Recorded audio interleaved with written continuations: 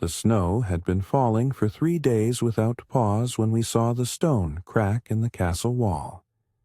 It was Marcus who noticed it first, a thin line running down the foundation, barely visible against the white that covered everything. But when he pressed his hand against it, the stone moved, and behind it we heard something, a whisper of air, a breath of warmth, something that should not exist beneath a fortress that had stood for 200 years. My name is Edmund, and I was there that winter morning when everything changed. I was the outsider among them, a messenger who had arrived with sealed letters just before the blizzard closed the mountain passes. I had meant to stay only a night. Instead, I would spend 4 months trapped within those ancient walls, learning secrets that had been buried longer than anyone could remember. If you find yourself drawn to stories of survival and the bonds forged in desperate times, please subscribe. These tales from history's frozen edges deserve to be remembered and shared. The cold that winter was unlike anything the people of Winterhold Castle had seen in living memory. It came early, arrived fast, and showed no mercy. The snow piled higher each day until the outer walls disappeared beneath white drifts. The village below was cut off completely. We were an island of stone in a sea of ice, and we were running out of food. I had been warned about mountain winters before accepting this assignment, but warnings and experience are different teachers. The cold here was not just temperature, it was a presence, a force that pressed against the castle walls as if testing our resolve. At night, I could hear it howling through the battlements, a sound like wolves singing to a moon we could no longer see through the endless snow. What I didn't know then was that the crack in the wall would lead us to salvation. But salvation, I would learn, always comes with a price. Lord Aldrich stood before the crack now, his weathered hand running along the stone's surface. At 50 years old, he had commanded this fortress through wars and famines and harsh winters, but even he looked troubled by what we had found. "How deep does it go?" he asked Marcus, his voice carrying the quiet authority of a man who had never needed to shout. Marcus was young, barely 20, but he had grown up in these mountains and knew stone the way some men know horses. He had been checking the walls for damage when he made the discovery, doing the careful work that kept us all alive without anyone noticing. "I can't say, my lord, but there's air moving. I can feel it." Marcus looked at me, and I saw excitement mixed with fear in his eyes. Warm air. That caught everyone's attention. In a winter, this brutal warmth was worth more than gold. "We open it," Lord Aldrich decided. "Carefully. Edmund, fetch Lady Catherine. She should see this." I hurried through the castle's stone corridors, my breath visible even inside the thick walls. The cold had seeped into everything. We kept fires burning in every hearth, but fuel was running low and we had to ration even warmth now. I found Lady Catherine in the great hall, overseeing the distribution of the morning's meager rations. She was not Lord Aldrich's wife. His wife had died years ago, but rather the castle's steward, the one who managed supplies and kept records and knew exactly how many days we could survive on what remained in the storerooms. The answer, I knew, was not many. "Lady Catherine," I said, bowing slightly, "Lord Aldrich requests your presence. We've found something in the wall." She looked up from her ledgers, her sharp eyes assessing me. Catherine was perhaps 40 years old, her dark hair shot through with gray, her face lined by years of responsibility. She was not conventionally beautiful, but there was a strength to her that commanded respect. "Something that will help us or hurt us?" she asked. "We don't know yet." She closed her ledger with a decisive snap. Then we'd better find out. When we returned to the crack in the wall, a small crowd had gathered. Old Brogan was there, the castle's oldest resident, a former soldier who now served as something between a grandfather and a keeper of stories. Father Thomas, the castle's priest, stood beside him, his face solemn. And Marcus's sister Emma, just 8 years old, watched from behind her brother's legs with wide, curious eyes. What happened next would change all of our lives, though we couldn't know it yet. Lord Aldrich had brought tools, a hammer and chisel. He worked carefully, enlarging the crack stone by stone. The work was slow, patient, the kind of careful action that separates survivors from corpses in situations like these. After an hour, the opening was large enough for a man to pass through if he crouched. Lord Aldrich stepped back, breathing hard from the effort, and looked at the dark passage beyond. "Bring torches," he commanded. Marcus retrieved 2 torches from the wall sconces. Their light pushed back the darkness, revealing stone steps leading downward. Carved steps, made by human hands, going somewhere deep beneath the castle. "I didn't know there were tunnels under Winterhold," Catherine said, her voice tight with concern. A fortress with hidden passages was a fortress with hidden dangers. "Neither did I," Lord Aldrich admitted, "and I've lived here my entire life." "The old stories mention tunnels," Brogan spoke up, his gravelly voice cutting through the tension. "My grandfather told me once before he died. He said the castle was built on ruins. Something older. Something from before the kingdom even existed." "Old man's tales," muttered Captain Gerard, pushing through the crowd. He was Lord Aldrich's second in command, a hard man who trusted only what he could see and hold. He had never liked me, saw me as another mouth to feed during this terrible winter. "We have real problems. Food's almost gone. The well's starting to freeze. We should be rationing, not exploring holes in walls. And if those holes lead somewhere useful," Catherine countered, "if there's another exit, another way to reach the village or send for help." Gerard scowled, but said nothing. He knew she was right, even if he didn't want to admit it. Lord Aldrich made his decision. "Marcus, Edmund, you're with me. We explore. Catherine, prepare supplies for a short expedition. Gerard, post guards at this entrance. No one else goes down until we know what we're dealing with." "My lord, I should—" Gerard began, but Aldrich cut him off. "You should stay here and command the castle. That's your duty. This is mine." And with that, Lord Aldrich took a torch and descended into the darkness. Marcus followed, then me. Behind us I heard Emma's small voice asking her brother to be careful, and Marcus's reassuring response. The stairs were steep and narrow, carved directly into the rock beneath the castle. The air grew warmer as we descended, just as Marcus had said. Not hot, but noticeably warmer than the freezing cold above. It felt like a miracle after weeks of bitter cold. "How is this possible?" I whispered, my voice echoing strangely in the confined space.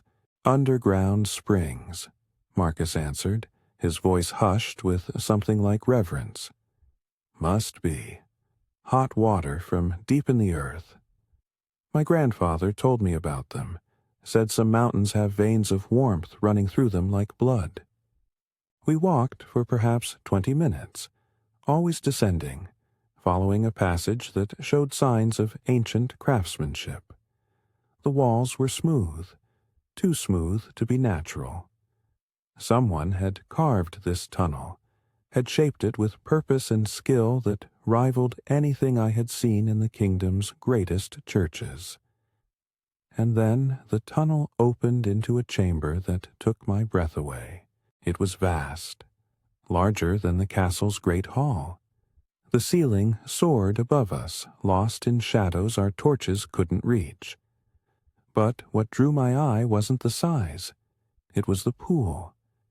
In the center of the chamber, surrounded by carefully placed stones, was a pool of water. Steam rose from its surface in gentle clouds, and when I held my hand above it, I could feel genuine warmth radiating upward. A hot spring, Marcus breathed. A real hot spring. Right beneath the castle, but Lord Aldrich was looking at something else. Along the walls of the chamber were alcoves, and in those alcoves were things, supplies, barrels that looked old but intact, clay pots sealed with wax, bundles wrapped in oilcloth. "Someone knew about this," he said quietly. "Someone prepared this place. For what?" That was the question that would haunt us in the days to come. We spent an hour exploring that first chamber, mapping its dimensions by torchlight, checking the supplies we found. The barrels contained grain, old but still good, sealed well enough that mice couldn't reach it. The pots held preserved fruit and salted meat. And the bundles. The bundles contained blankets and clothing and tools. "This could feed the castle for weeks," I said, barely believing what we were seeing. "Maybe months, if we're careful." "Why is it here?" Marcus asked. "Who put it here?" Lord Aldrich was examining the walls again, holding his torch close. "Look," he said, pointing to marks carved into the stone. They were worn with age, but I could make out shapes, symbols. Maybe writing, though not in any language I recognized. "We need Brogan," Lord Aldrich decided, "and Father Thomas.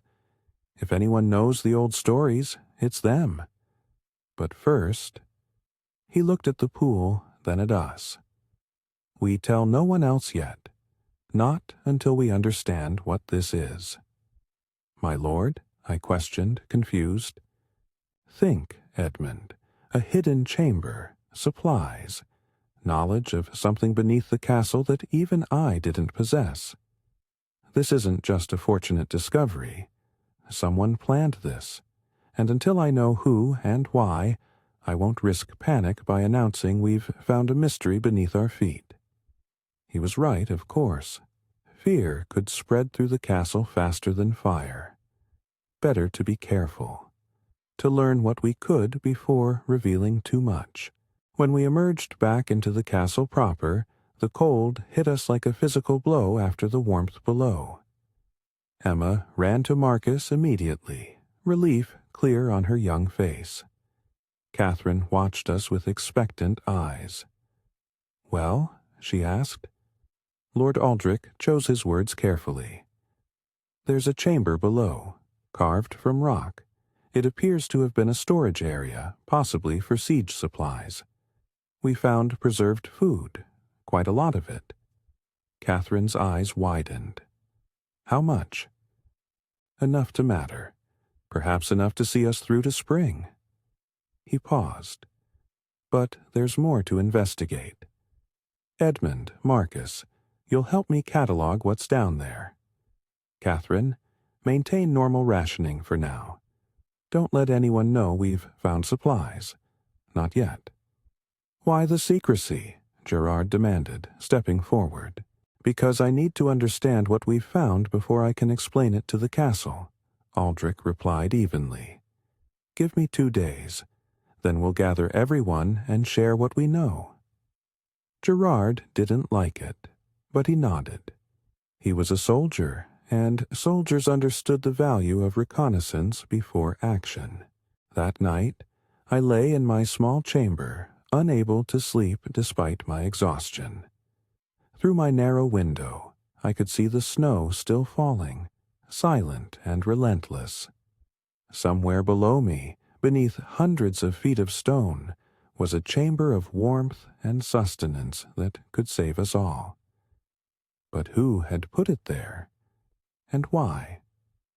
The questions followed me into uneasy dreams. The next morning, Lord Aldrich gathered a small group in his private chamber. Me, Marcus, Catherine, Brogan, and Father Thomas. Gerard was there too, his arms crossed, his expression skeptical. "Tell them what we found," Aldrich instructed me. I described the chamber, the pool, the supplies. As I spoke, I watched the reactions. Catherine was calculating, already figuring out how to distribute the resources. Marcus was excited, young enough to see adventure and mystery. Brogan looked thoughtful, his old eyes distant with memory. Father Thomas seemed troubled, his fingers moving over his prayer beads. And Gerard. Gerard looked suspicious. "You're saying someone, at some point, carved out a massive chamber beneath this castle and filled it with supplies," Gerard summarized. "And no one noticed. No one mentioned it. It just existed. Hidden." "That's what I'm saying," Aldrich confirmed. "Impossible. And yet true." Brogan cleared his throat, and everyone turned to him. The old man commanded respect in a way that had nothing to do with rank, and everything to do with the weight of years behind his words. "Not impossible," he said softly. "The stories say, but you'll think me foolish." "Tell us anyway," Aldrich urged. Brogan looked at each of us in turn, then began to speak. And what he told us would reshape everything we thought we knew about Winterhold Castle. "My grandfather was keeper of the castle archives before me," Brogan began, his voice taking on the rhythm of a storyteller. "He told me that Winterhold wasn't always Winterhold. Before the kingdom claimed this mountain, before your family built these walls, Lord Aldrich, there was something else here, a different people, a different time." "The Ancient Ones," Father Thomas murmured. "The stories say they knew secrets we've forgotten. Aye, they built into the mountain, not just on top of it. Used the earth's warmth, the natural caves, the hidden waters. And when they left, or died, no one knows which, they left behind their works. Sealed up, buried, forgotten." "Until now," Catherine said quietly. "Until now," Brogan agreed. Gerard snorted. "Old stories, children's tales. There's a more practical explanation. Some previous lord prepared siege supplies and the knowledge was lost. That's all. Then explain the writing on the walls," Lord Aldrich challenged. "Show me a previous lord who wrote in symbols no one can read." Gerard had no answer for that. We spent the next 2 days exploring the chamber more thoroughly.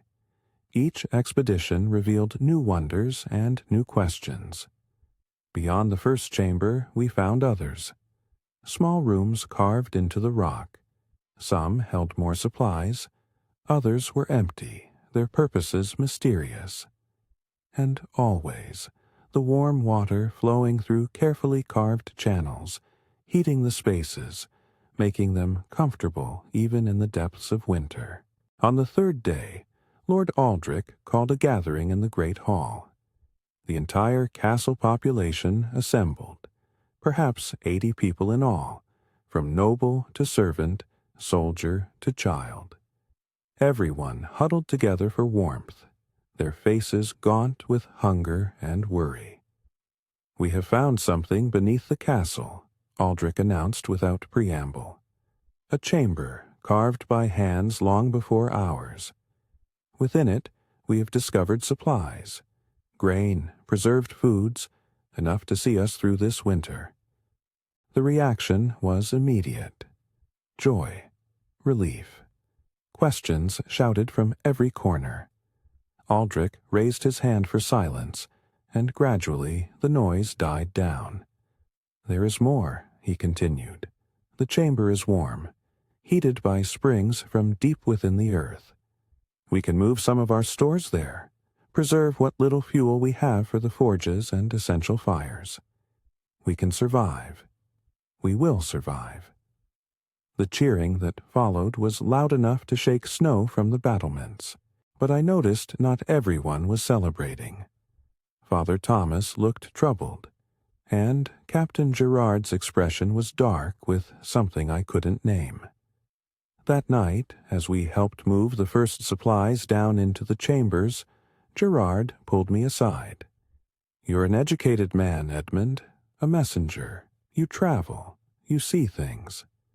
He studied me with hard eyes. "What do you make of all this? Truly?" I considered lying, but something about his directness deserved honesty in return. "I think we've found something remarkable, something that could change our understanding of this region's history." "That's not what I asked." "Then I'll be more direct. I think we've found something that was hidden for a reason, and I think we should be very careful as we explore further. Some doors, once opened, can't be closed again." Gerard nodded slowly. "Good. You're not as foolish as I thought. Keep your eyes open, messenger, and if you see anything that troubles you, you come to me. Understood?" "Understood." He walked away, leaving me in the cold corridor with more questions than answers. But the supplies were real. The warmth was real. And that night, for the first time in weeks, we ate our fill. Not a feast, but enough. Enough to give hope. Enough to push back the specter of starvation that had haunted us. I watched Emma laugh at something Marcus said, her small face animated in a way I hadn't seen since I arrived. I watched Catherine work with calm efficiency, organizing the distribution of goods. I watched Brogan telling stories to a group of children, keeping alive the old ways even as we discovered new mysteries. And I thought about the people who had built those chambers, who had carved warmth from cold stone, who had left gifts for a future they would never see. What had they known that we had forgotten? The answer would come soon enough, and when it did, it would test every one of us in ways we couldn't imagine.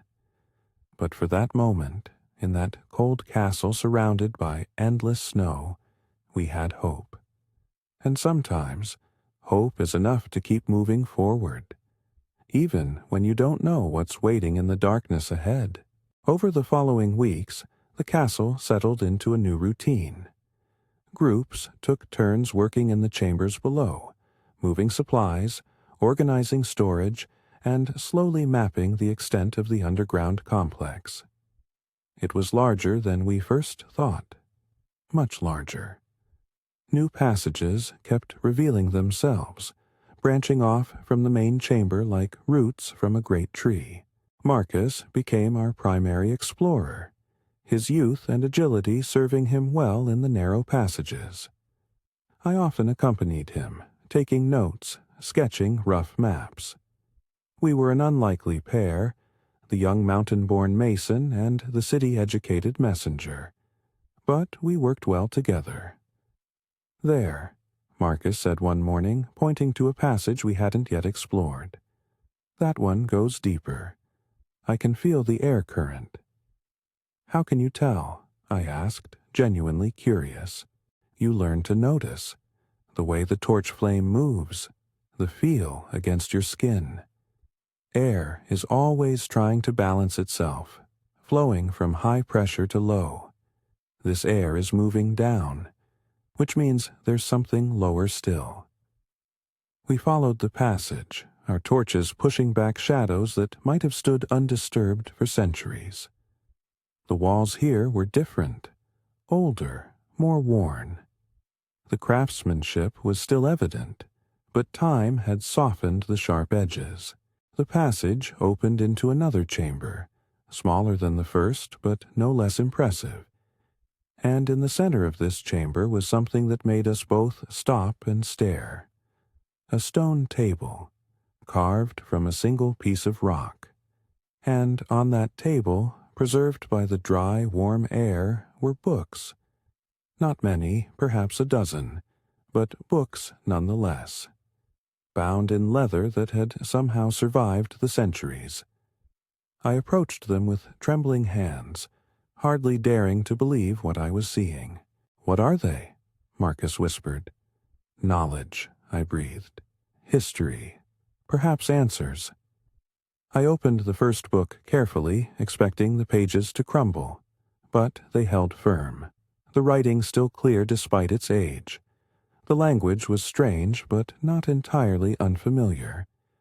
It reminded me of texts I had seen in the Royal Library, ancient documents written in the old tongue that scholars still studied. I could read some of it. Not all, but enough. This one I think it's a record. A journal, maybe.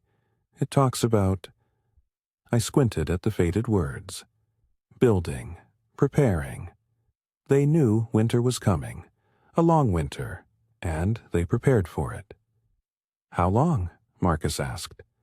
I read further, my heart sinking as I understood what I was seeing. Years.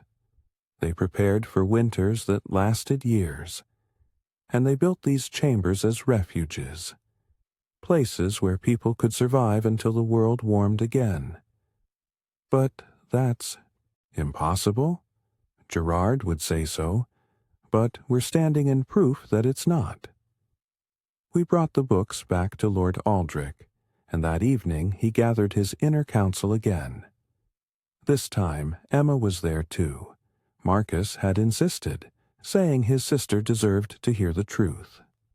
She sat quietly between him and Catherine, her young face serious beyond her years. Father Thomas examined the books with careful hands, his education serving him well. "This is the old tongue," he confirmed. "Older even than the church texts I learned as a boy. But Edmund is right. This is a journal. Multiple journals, actually. A record kept over generations." "What do they say?" Catherine asked. Father Thomas read slowly, translating as he went. And the story that emerged was both wondrous and terrifying. The ancient people who had built these chambers had been wise. They had watched the skies, tracked the patterns of seasons, understood cycles that spanned centuries. They had known that great winters came in cycles, not the harsh but manageable winters of normal years, but true ice ages that could last decades. They had built their refuges accordingly, not just one, but many, scattered throughout the mountains, connected by tunnels and heated by natural springs, a network of survival that could shelter their entire civilization until the world warmed again. "And it worked?" Gerard asked, his skepticism warring with fascination. "For a time," Father Thomas said softly, "but the journals end abruptly. The last entries talk about something going wrong.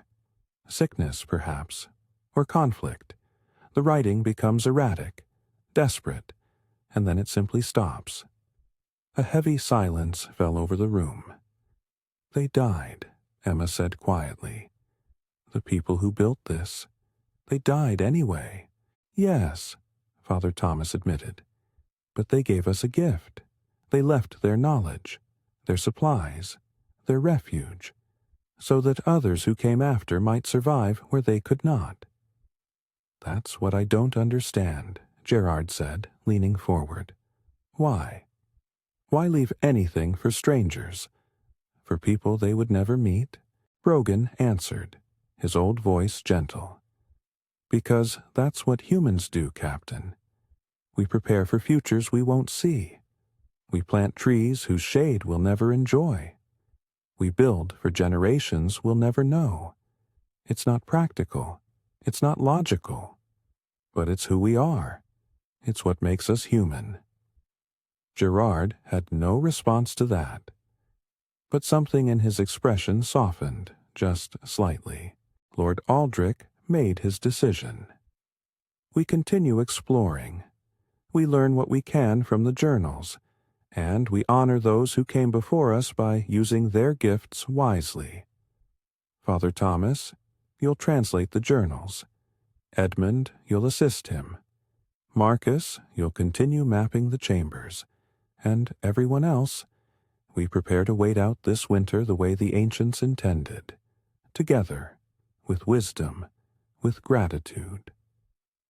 And if the winter lasts longer than we hope, Catherine asked quietly, then we'll deal with that when it comes. For now, we have enough. We have warmth, we have shelter, we have each other. That's more than many have in times like these. The weeks that followed were strange. Above ground, the blizzard continued unabated. Snow piled higher. The temperature dropped further. By all rights, we should have been dying. But below ground, in the ancient chambers, we were comfortable. Not luxurious, but comfortable. People adapted with remarkable speed. Sleeping chambers were established in the warmer rooms. A kitchen of sorts was set up near the hot springs, where water could be heated for cooking without using precious fuel. The main living area became a communal space where people gathered to work, to talk, to simply be together. I spent my days helping Father Thomas translate the journals. The work was slow and difficult, but gradually a picture emerged of the people who had created our refuge. They had been farmers and craftsmen, scholars and artists. They had valued knowledge and beauty alongside survival. They had built their chambers not just as practical shelters, but as places where humanity could be maintained even in the darkest times. One journal in particular captured my attention. It was written by a woman named Alera, who seemed to have been some kind of leader or teacher. Her entries were thoughtful and poetic, describing not just the physical work of preparing the refuge, but the emotional and spiritual work as well. Survival is not enough, she wrote. We must survive as ourselves. We must maintain what makes us human, our stories, our art, our connections to each other. Otherwise, what are we surviving for? I read that passage to the council one evening, and Catherine nodded slowly. She's right, Catherine said. We can't just huddle in these chambers counting days until spring. We have to live, truly live. What do you suggest? Aldrich asked. Music, stories, teaching. Emma and the other children need education, not just survival. The adults need purpose beyond mere existence. We should— She paused, organizing her thoughts. We should create a community down here. Not just refugees waiting for rescue, but people building something together. And so we did. Marcus organized work parties to continue expanding our living spaces, carving new chambers from the rock, always following the natural channels of warmth. Catherine established schedules and routines that gave structure to our days. Brogan began holding evening storytelling sessions, keeping alive the oral traditions of the mountains. Father Thomas taught reading and writing to anyone interested. And I found myself teaching history, using the ancient journals as texts, helping people understand the long view of survival. Even Gerard softened somewhat, organizing training exercises for the soldiers and teaching combat skills to anyone who wanted to learn. Not because we need to fight, he explained gruffly, but because discipline and skill give purpose, and we all need purpose. Young Emma surprised us all by showing a natural talent for reading. She devoured the ancient journals as fast as Father Thomas and I could translate them, her young mind absorbing knowledge like a sponge. Tell me about Alera, she asked me one day as we sat together near the warm pool. The woman who wrote the journals. What was she like? I never met her, I reminded her gently. She died hundreds of years ago, but you've read her words. You know her thoughts. That's almost like meeting her, isn't it? I considered this. I suppose it is. She was wise, thoughtful. She cared deeply about preserving not just life, but meaning. She understood that survival without purpose is just waiting to die. Is that why we're doing all this? Emma gestured around at the chambers, at the people working and talking and living. Building this community? So we're not just waiting. Yes, exactly that. She nodded, satisfied. Then, after a pause, I want to be like her when I grow up, like Alara, someone who helps people survive in the right way. Looking at her earnest young face, I believed she would, but not everything was peaceful during those weeks. Tensions arose, as they always do when people are confined together. Some wanted to explore deeper into the tunnels despite the risks. Others wanted to attempt to break through the snow to the village below, worried about family and friends who might be suffering. Gerard and Lord Aldrich disagreed about security measures. Catherine and some of the nobles clashed over resource distribution, but these conflicts never exploded into real crisis. Perhaps because we were all too aware of how tenuous our situation was. Or perhaps because the ancient chambers themselves seemed to encourage cooperation. The shared warmth, the communal spaces, the constant reminder that we were living on gifts from the dead. One conflict, however, would test us more than any other. It began when Marcus returned from one of his deeper explorations, his face pale and his hands shaking. "There's another exit," he announced to the council. "A tunnel that leads out, beyond the castle walls, maybe half a mile from here." Gerard was on his feet immediately. "Show me." "Wait," Lord Aldrich commanded. "Marcus, is it passable?" I think so. But there's something else. Something strange." "Strange how?" Catherine asked. Marcus struggled to find words. "The tunnel shows signs of recent use. Footprints in the dust. Marks on the walls. Someone has been down here. In our time. Within the last year, maybe." The implications hit everyone at once. If someone had been using the tunnels, if there was an exit beyond the castle walls, then we weren't as isolated as we thought. But who? And why keep it secret? "We investigate," Aldrich decided. "Gerard, Marcus, Edmund, come with me. Everyone else, stay here. If this is a threat, I want you safe." "And if it's not a threat?" Father Thomas asked quietly. "If it's someone who needs help?" "Then we help them," Aldrich said simply, "but carefully, always carefully."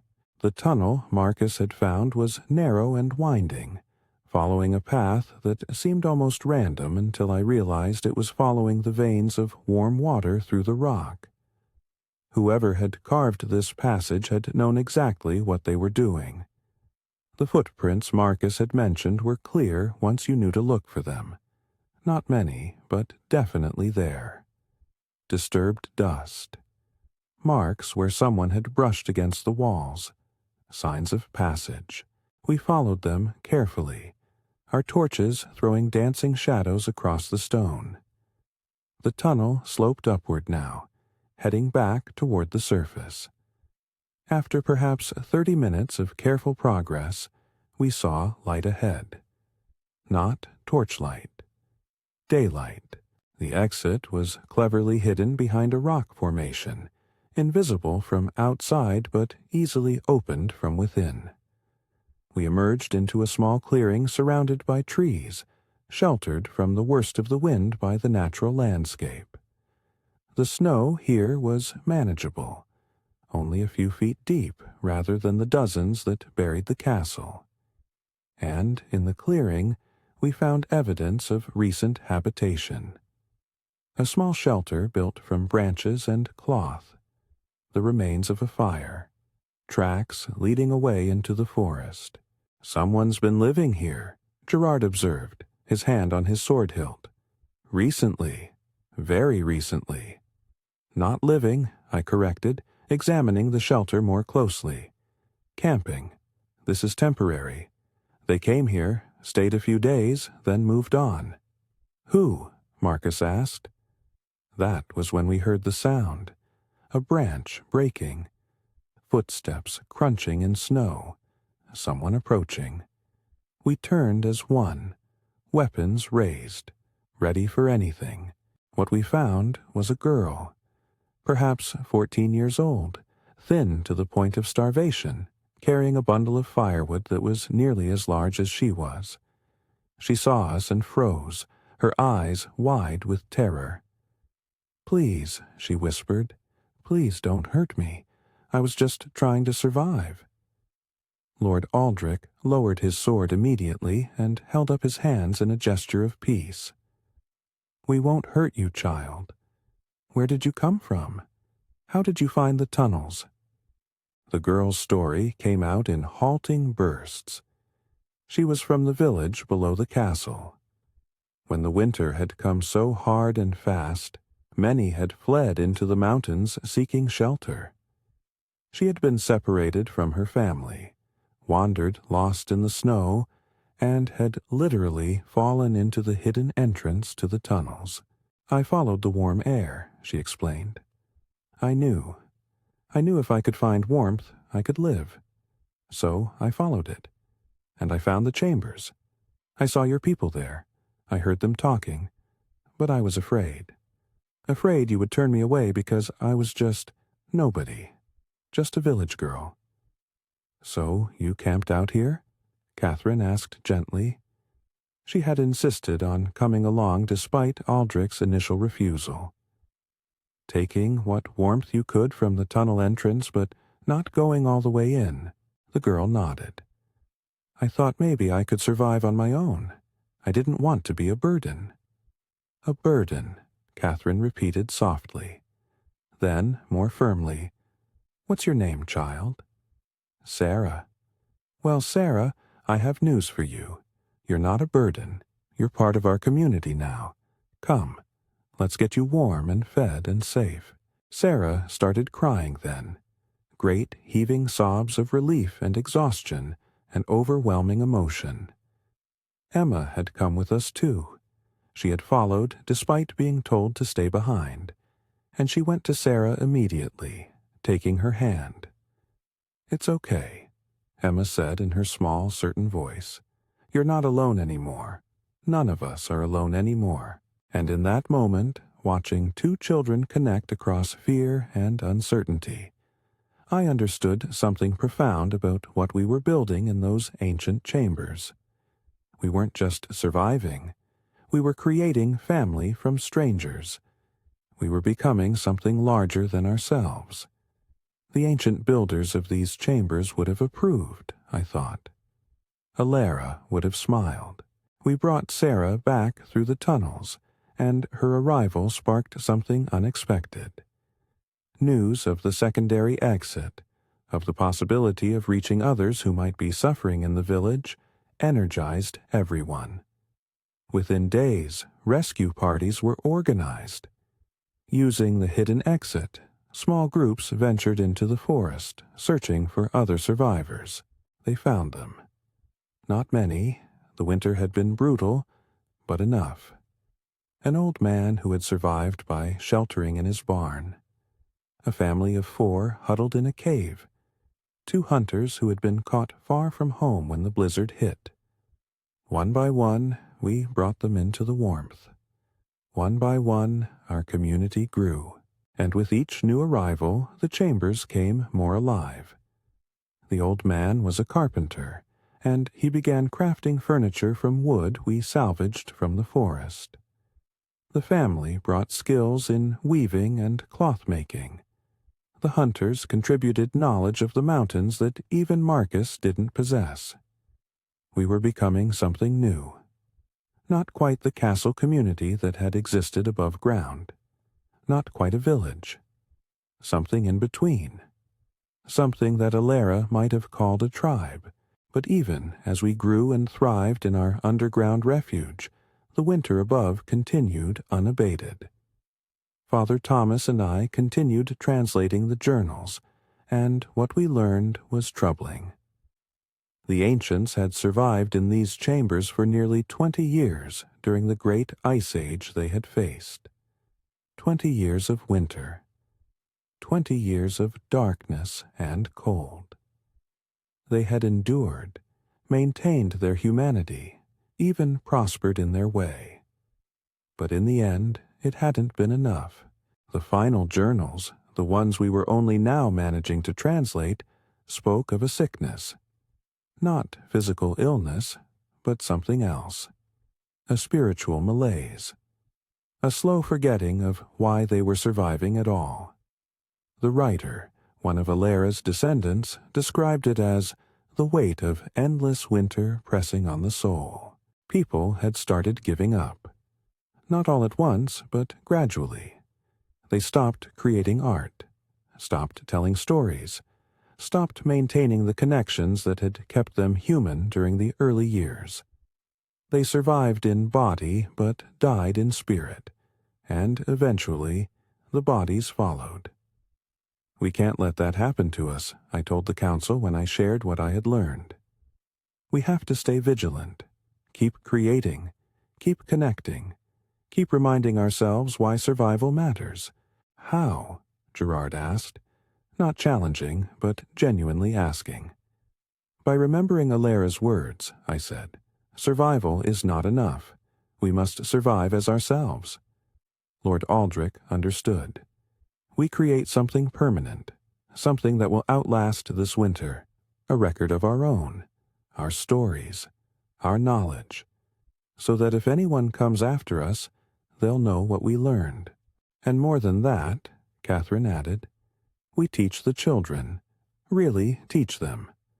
Not just skills, but values, so that when this winter ends, and it will end, they'll carry forward what's best about us. So we did. I began working with Emma and the other children, creating a school of sorts in one of the chambers. Father Thomas taught religion and philosophy. Marcus taught practical skills. Catherine taught management and leadership. Even Gerard contributed, teaching strategy and the importance of discipline, but we also made time for joy. Brogan's storytelling sessions became evening festivals, with people contributing their own tales. Someone discovered that the hot springs created acoustic effects that made singing sound beautiful, and we held impromptu concerts. The carpenter began teaching others his craft, and soon we had musical instruments, toys for the children, decorative carvings that made the chambers feel like a home rather than a refuge. We celebrated birthdays, marked the passage of time with ceremonies and rituals, created traditions that were uniquely ours. And slowly, day by day, we stopped being strangers trapped together and became a family choosing to be together. The winter above continued. Months passed. Through the hidden exit, we could see that the snow never stopped, that the cold never eased. But below ground, we were warm. We were fed. We were alive in every sense that mattered. And then, one morning, something happened that would test everything we had built. Sarah was helping me teach the children when she suddenly stopped mid-sentence, her head tilted as if listening to something only she could hear. "Do you hear that?" she asked. "Hear what?" I replied. "The water. It's different." Marcus was there in seconds, his own senses alert to anything unusual. He pressed his hand to the stone floor, then his ear. His face went pale. "The flow is changing," he said urgently. "The hot springs. Something's wrong." Within an hour, Lord Aldrich had assembled everyone in the main chamber. Marcus explained what he had discovered. The warm water that heated our chambers came from deep underground, flowing through natural channels in the rock. But something was blocking or diverting that flow. The chambers were already noticeably cooler than they had been that morning. "How long do we have?" Catherine asked, ever practical. "If the flow stops completely?" "Days, maybe. A week at most before the cold from above penetrates down here." Marcus looked miserable. "I'm sorry. I should have seen this coming. Should have monitored the water more closely." "No one could have predicted this," Aldrich assured him. "The question now is, can we fix it?" "I'd have to find the blockage. That means going deeper into the tunnels, into areas we haven't mapped yet." "Then we go," Gerard said firmly. "Now, before it's too late." "It's dangerous," Marcus warned. "I don't know what's down there. Don't know if the passages are stable or if—" "We go," Gerard repeated, "because the alternative is freezing to death, and I didn't survive this winter to die now." Lord Aldrich made the decision. "Marcus, you'll lead. Gerard, you'll provide security. Edmund, you'll map and document. I'm coming too." "My lord, you should stay," Catherine began, but Aldrich cut her off gently. "I've asked these people to trust me, to follow me. I can't ask them to face danger while I stay safe. I go." Catherine nodded, understanding. "Then I'll command here while you're gone. Emma, Sarah, you're my assistants. Keep everyone calm. Keep everyone warm. Ration the firewood. And pray that they come back quickly." "We will," Emma promised, her young face set with determination. The four of us, Marcus, Gerard, Aldrich, and me, descended into the deeper tunnels, following the channels of water back toward their source. The passages here were rougher, less finished than the living areas. Sometimes we crawled, sometimes we climbed. Always we followed the sound and feel of water flowing through stone. Hours passed. The air grew warmer as we descended, which was paradoxically reassuring. It meant we were getting closer to the source, but it also meant we were going very deep into the mountain. If something went wrong, if a passage collapsed or we got lost, no one could reach us. "There," Marcus said finally, holding his torch forward. "That's the blockage. We could see it now. A section where the water channel had partially collapsed, rock and debris damming the flow and diverting it away from the chambers above. Some of the water was getting through, but not enough. Not nearly enough." "Can we clear it?" Aldrich asked. Marcus examined the blockage carefully, his young face serious with concentration. "Maybe, but it's unstable. If we move the wrong rock, the whole section could come down." "On us," Gerard added unnecessarily. "On us," Marcus confirmed. We stood there in the flickering torchlight, four men facing an impossible choice. Risk death trying to clear the blockage, or return to the surface and watch everyone slowly freeze as the chambers grew cold. It was Lord Aldrich who spoke first. "We try, carefully, but we try. Because those people up there, they're trusting us. They're depending on us. We can't let them down." Gerard nodded. "Agreed." Marcus looked at me. "Edmund, you're the one with the most to lose. You're not from here, not really part of this community. You could argue that this isn't your responsibility. I thought about Emma teaching Sarah to read, about Catherine organizing our communal life with such fierce dedication, about Brogan's stories and Father Thomas's wisdom, about Sarah's relief at being welcomed when she expected rejection, about the community we had built in those ancient chambers, strangers becoming family. You're wrong, I said quietly. I am part of this community. Maybe more truly than I ever was part of anything in my old life. We try, and we succeed, because failure isn't an option. What happened next is something I'll remember for the rest of my life. We worked as a team. Marcus directed, his knowledge of stone invaluable. Gerard provided the muscle, moving rocks that Marcus indicated were safe to move. Aldrich and I formed a chain, passing debris back and away from the work site. We worked in silence, conserving energy, trusting each other completely. Twice the pile shifted dangerously, and we had to back away, waiting for it to stabilize. Once, a rock fell from above and struck Gerard's shoulder, but he just grunted and kept working. Hours passed. Our torches burned low. Our muscles screamed. But slowly, steadily, the blockage began to clear. And then, with a sound like a sigh, the water broke through. Not a flood. Marcus had been too careful for that, but a strong, steady flow that poured through the channel and away toward the chambers above. We had done it. We sat there for a long moment, exhausted and filthy and triumphant. Then Gerard started laughing. Just a chuckle at first, then great bellowing laughs that echoed through the tunnels. "We did it," he said between laughs. "We actually did it. 4 fools in a mountain, and we did it." Aldrich was smiling too. "Yes, we did."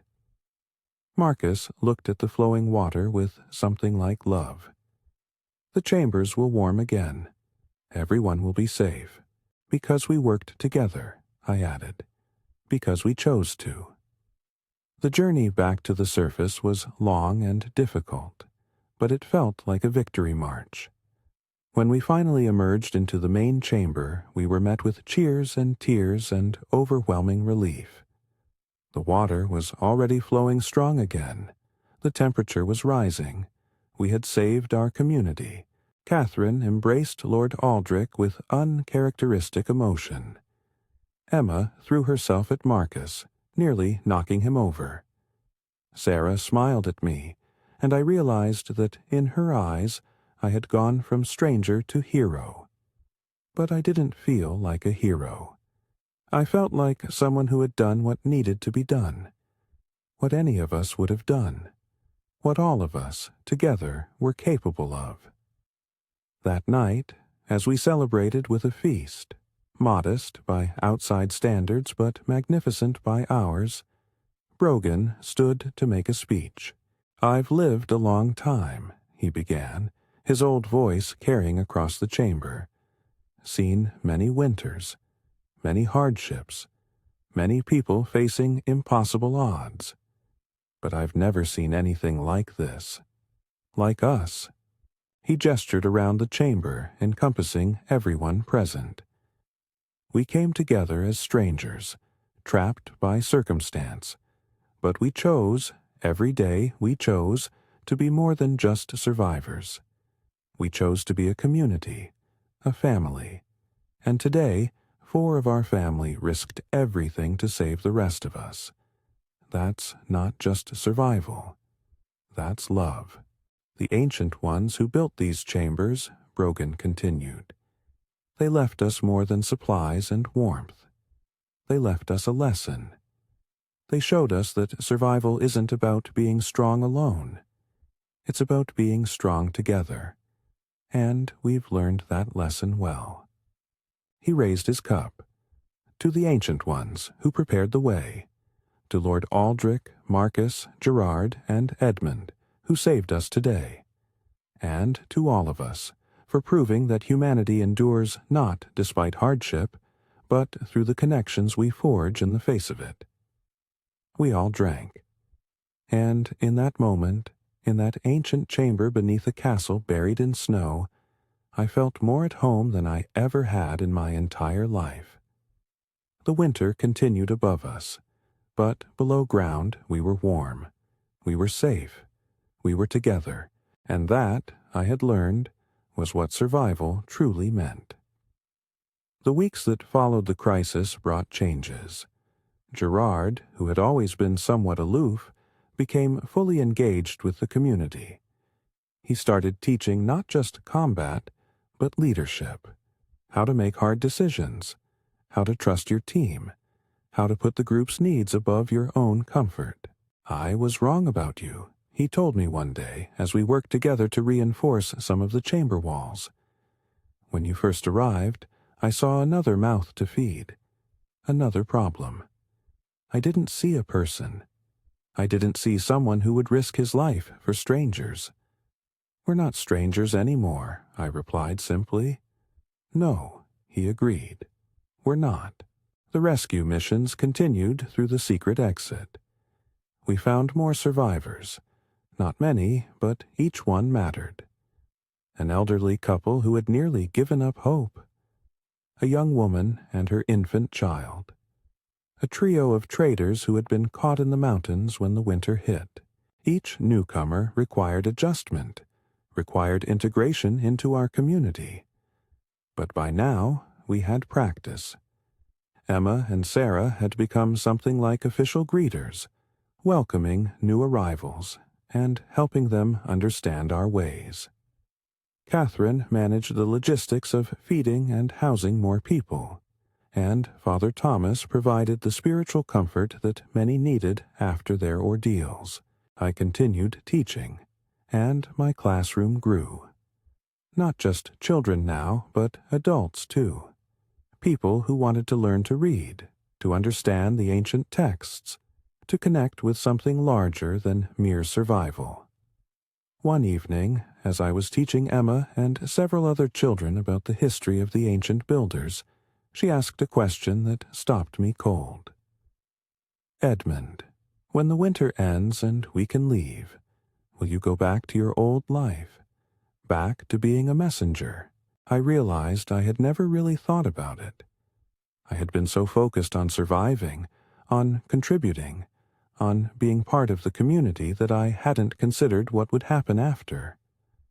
"I don't know," I admitted. "I suppose I could, but—" "But?" Emma prompted. "But I don't think I want to. This community, what we've built here, it's more important than carrying messages for lords who barely notice I exist. Here, I matter. Here, what I do makes a difference. Then stay," Emma said simply. "When winter ends, stay. Help us build whatever comes next." "I will," I found myself promising. "I will." As winter deepened, or rather, as we lost track of whether it was deepening or easing, since we lived underground and couldn't see the sun, Father Thomas and I finished translating the final journal. What we learned was both sobering and inspiring. Alara, in her final entries, had written about the moment when her people began to fail. It wasn't sudden, it wasn't obvious. It was gradual, insidious. People started focusing more on survival and less on living. They stopped creating, stopped celebrating, stopped maintaining the bonds that made them a community. And once that erosion began, it was hard to stop. "We forgot," Alira wrote in her last entry. "We forgot that we are not just bodies to be kept warm and fed. We are souls that need beauty and connection and purpose. We survived the ice outside, but let the ice form inside. And that is the death that truly matters." The entry ended there, unfinished, as if she had intended to write more but never got the chance. "We have to make sure that doesn't happen to us," Father Thomas said quietly. "We have to stay vigilant, keep choosing life, not just survival." "We will," I assured him. "Look around. Look at what we've created. Alara would be proud." And I believed it, because in our chambers life continued in all its messy, beautiful complexity. Children learned and played. Adults worked and laughed. We argued and reconciled. We faced challenges and overcame them together. We were living, not just surviving. Marcus and Emma had become close friends, the age difference between them meaning less in this new world we had created. I often saw them working together, Marcus teaching his young friend about stone and engineering, Emma teaching him about the ancient texts she had been studying. One day, Emma came to me with an idea. "We should make our own journal," she announced, "like Alara did. Write down what we're learning, what we're experiencing, so that if anyone comes after us, they'll know." "That's an excellent idea," I agreed. "What should we write?" "Everything," Emma said with the absolute certainty of childhood. How we found the chambers, how we became a family, how we learned to survive together, all of it. And so we did. Each person contributed stories. Father Thomas wrote about faith in hard times. Catherine wrote about practical management. Marcus wrote about the engineering challenges we had overcome. Gerard wrote about leadership and trust. Even Lord Aldrich contributed. His entries focused on the responsibilities of leadership and the importance of serving those you lead. And I wrote about transformation, about being an outsider who found belonging, about learning that home is not a place but a collection of people who choose each other. The journal grew, becoming a chronicle of our winter beneath the castle, a record of how strangers became family, a testament to human resilience and the power of community. Sarah contributed too, her entries particularly poignant. She wrote about being alone and afraid, about finding the courage to ask for help, about learning to trust again after trauma. Her words were simple but powerful, and I knew they would resonate with anyone who read them. Time passed in its strange underground rhythm. We marked days and weeks more by routine than by external signs. The children grew. Skills were learned and shared. Relationships deepened. Marcus and one of the rescued women, Anna, began courting. A tentative, sweet romance that brought joy to everyone who witnessed it. Gerard, surprisingly, formed a close friendship with old Brogan, the two of them spending hours discussing strategy and tactics from the wars they had both fought in. Catherine and Lord Aldrich's relationship evolved too, though they were both too proper to openly acknowledge it. But everyone could see the way they looked at each other, the way they sought each other out, the way they had become partners in leading the community. Even Father Thomas found new purpose, his faith deepening as he witnessed the daily miracles of human connection and cooperation. And through it all, the chambers kept us warm and safe, gifts from the ancient ones who had prepared the way. But nothing lasts forever. It was Marcus who first noticed the change. "The water's warming," he told me one morning. "Getting hotter. The springs are becoming more active." "Is that dangerous?" I asked. "I don't think so, but it usually means something is changing above. The spring thaw, maybe. The pressure on the mountain shifting as the snow melts. Spring.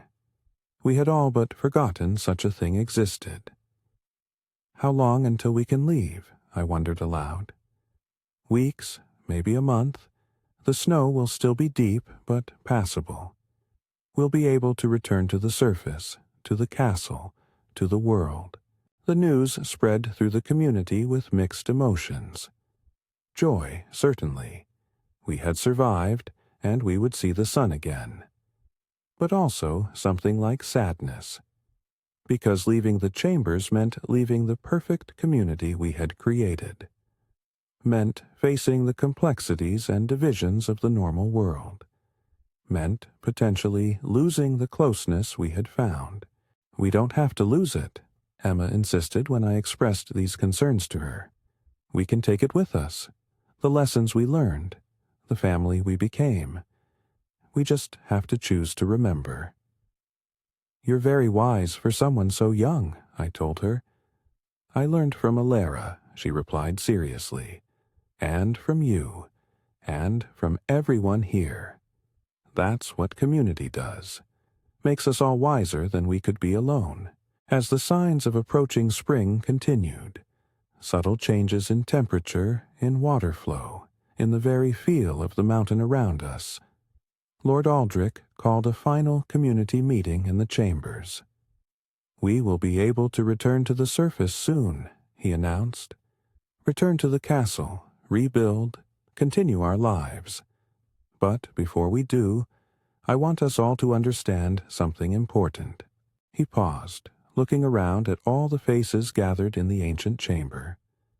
"We came together as strangers, survivors thrown together by circumstance. But we became something more. We became a community bound not by necessity, but by choice, by care for each other, by shared values and shared purpose. When we return to the surface," Aldrich continued, "the world will try to separate us, to put us back into our old roles, lord and servant, soldier and civilian, adult and child. But I say no. I say we refuse those divisions. What we have built here is too valuable to lose. I propose that we establish a new kind of community, one where everyone has value, where decisions are made together, where the weak are protected and the strong are honored not for power, but for service, where we remember, always, that we are stronger together than we ever could be apart." Catherine stood beside him. "We have the resources now, the supplies from the chambers, the knowledge from the ancient texts, the skills we've learned from each other. We can build something new, something better. Will you join us?" The response was unanimous. Every voice, from the eldest to the youngest, agreed. We would not go back to the old ways. We would carry forward what we had learned in the depths. The remaining weeks passed quickly. We prepared for the journey to the surface, packing carefully, organizing groups, planning the logistics of moving elderly people and small children through the tunnels and up to the castle. But we also celebrated. Our last night in the chambers was a festival like none we had held before. Brogan told stories of the winter we had survived. Musicians played songs we had composed together. We shared the last of our special food stores in a feast that rivaled anything in the castle's history. And I stood with Father Thomas, looking at the chamber walls where we had carved our own marks, names, dates, simple drawings, our own journal written in stone to accompany the paper journal we had kept. "Do you think anyone will ever read it?" I asked. "In 100 years, in 1,000, will people know what happened here?" "Perhaps," Father Thomas said, "or perhaps not. But it doesn't matter. What matters is that we lived it, that we learned it, that we carry it forward." "Alara would be proud," I said. Yes, Father Thomas agreed. She would. The journey back to the surface was emotional. We emerged through the main entrance, the crack in the wall that Marcus had first discovered, into a castle that seemed strange and foreign after months underground. The great hall was cold and empty. The corridors echoed with absence, but beyond the castle walls the world was transforming. The snow was melting, water flowed down the mountainsides in great torrents. The sun, that brilliant, almost forgotten orb, shone warm in a blue sky dotted with clouds. Spring had come. We stood on the battlements, all of us together, and watched the world come back to life. Green was appearing on the lower slopes. Birds were returning. In the valley below, we could see smoke rising from chimneys as the village rebuilt. "What now?" Gerard asked, his voice rough with emotion. "Now," Lord Aldrich said, "we build. Not just buildings, but a community, a new way of living together, one that honors what we learned in the darkness. We'll need everyone's help, Catherine added, everyone's skills, everyone's commitment. You'll have it, Brogan promised. All of us. We've come too far to turn back now. And so began the next chapter of our story. We worked together to restore the castle, but we also transformed it. The great hall became a true communal space, open to all. The kitchens were expanded to feed everyone, not just the nobility. Living quarters were rearranged to bring different classes together. We sent messengers to the village. Real messengers, not just me anymore, inviting anyone who wanted to join our new community. Many came, drawn by stories of what we had created, by the promise of something different. Marcus and Anna married in a ceremony that brought tears to everyone's eyes. Gerard took command of a new kind of guard force, one focused on protection and service rather than mere enforcement. Catherine became the true leader of the community's daily operations, her talents finally recognized and rewarded. And I became the keeper of records, the storyteller, the teacher who passed on not just academic knowledge, but the wisdom we had learned beneath the snow. I taught children and adults alike about Alara and her people, about the importance of community, about survival that honors humanity. Emma became my apprentice, her quick mind and caring heart perfect for the work. Together, we taught anyone who wanted to learn, and we kept adding to the journal we had started underground. The seasons cycled. Spring gave way to summer, summer to autumn, autumn to winter again. But this winter was normal, harsh but manageable. We faced it together, and though we sometimes took shelter in the warm chambers beneath the castle, we did so as a community, not as refugees. Years passed. The children grew. Emma became a teacher in her own right. Sarah trained as a healer, working with the castle's medical staff. New families joined our community, each one adding their own gifts and skills. And through it all, we remembered. We told the stories. We maintained the connections. We chose every day to be a community rather than just a collection of individuals. Lord Aldrich and Catherine eventually married, their union a symbol of the new social order we had created where love mattered more than class. Marcus and Anna had children who grew up never knowing the old divisions, seeing instead only the cooperative community we had built. Gerard mellowed with age, becoming a beloved grandfather figure to the entire community.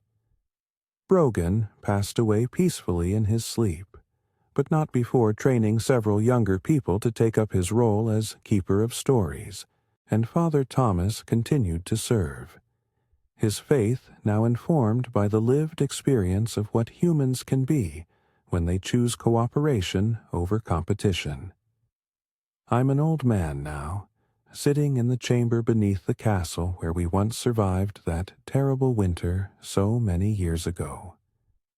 The chambers are still used, not as desperate refugees now, but as gathering spaces, as reminders of where we came from and who we chose to become.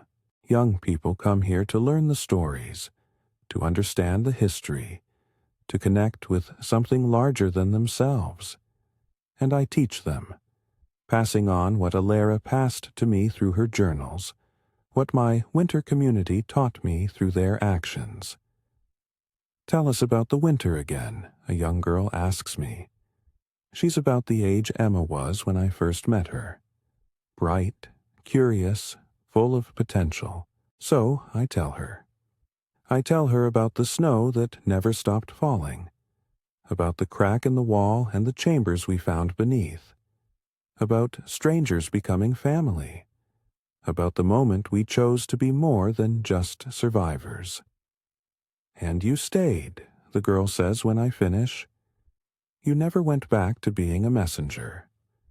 No, I agree. I found something more important than delivering messages. I found purpose. I found home. I found family. Tell me about Alara, she asks, and I smile because Emma used to ask the same question. I tell her about the ancient woman who wrote the journals, about her wisdom and her warning, about the importance of surviving as ourselves, not just surviving at all. She sounds wonderful, the girl says. She was. And she left us a gift. Not just the chambers and the supplies, but the knowledge of how to be human in the hardest times. That's a gift we have to keep giving forward. I want to help, the girl declares. When I grow up, I want to teach people like you do, help them remember. Then you will, I tell her, because that's how it works. Each generation teaches the next. Each person passes forward what they've learned. That's how humanity survives. Not just through the warmth of hot springs or the storage of food, but through the transmission of wisdom and values and connection. The sun is setting now. Through the entrance to the chambers, I can see the last light painting the mountain peaks gold and purple. It's beautiful, but no more beautiful than the life we've built here, the community we've created, the bonds we've forged. I close my eyes and I can almost hear Alara's voice, carried across the centuries. Survival is not enough. We must survive as ourselves. We did, I think. We survived. And we survived well. This is my story. Our story.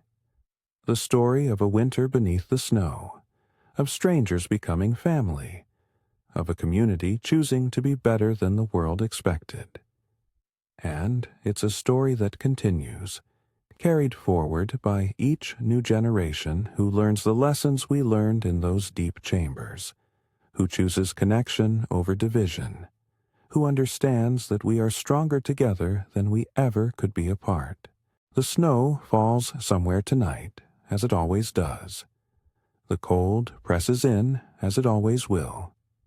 And somewhere, people face hardship and struggle and the choice of how to survive. May they find warmth. May they find community. May they find the wisdom to survive not just in body, but in spirit. Because that's what the ancient ones taught us. That's what our winter beneath the snow showed us. That's what we must never forget. We are not meant to be alone. We are meant to be together. And together, we can survive anything. Even the longest winter. Even the deepest cold. Even the hardest times. Together. Always together. If this story of survival and community resonated with you, please subscribe to hear more tales from history's frozen edges. These stories matter. They remind us of what we're capable of when we choose connection over isolation, when we choose to survive not just as individuals, but as a family. Thank you for journeying with Edmund through the winter beneath the castle. May we all find our own warm chambers when the snow falls deep.